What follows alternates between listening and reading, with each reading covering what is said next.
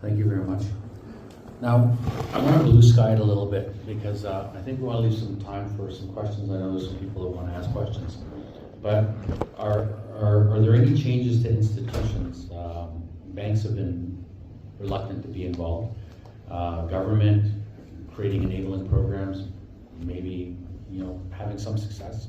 But I want to hear from the panelists. What are some changes to institutions, or do we need new institutions? And I'm going to go to Lance first because you were talking about Yan and Chia and how that can roll out nationally. So what are some changes that can take place? So currently, I guess, we have a couple of options for housing. Most of it is dependent on government funding. Some First Nations have deals with conventional banks like RBC. Again, I'll use my community as an example. I have an arrangement with RBC where I have $5 million that I can access and my members can use and build First Nation, build private home ownership using these funds.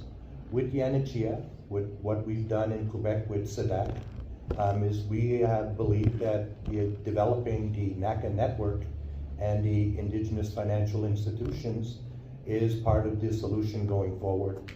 We still have to have arrangements with conventional banks because they will continue to provide financing. But I think by investing in our IFIs, which are Indigenous owned and Indigenous led, and they already have experience delivering economic development funding, to many of our communities. They have feet on the ground. They understand our situation better.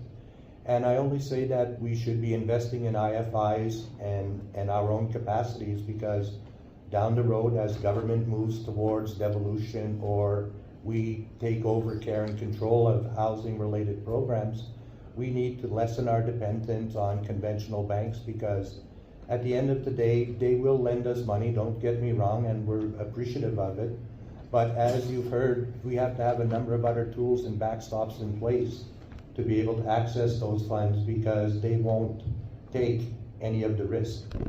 So my beef with big financial institutions is they want to lend us money, but they will only do so when the band or Indian Affairs through the Ministerial Loan Guarantee Program guaranteed a loan.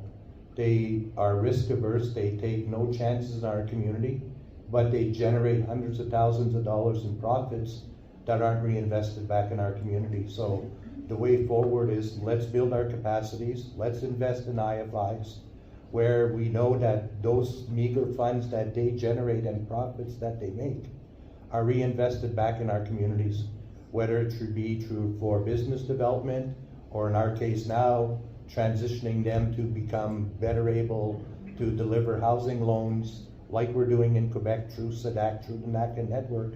We know that the interest is there. We believe that building our capacities is the way forward, and building our own institutions to complement what we already have with existing financial institutions has to be part of the solution going forward.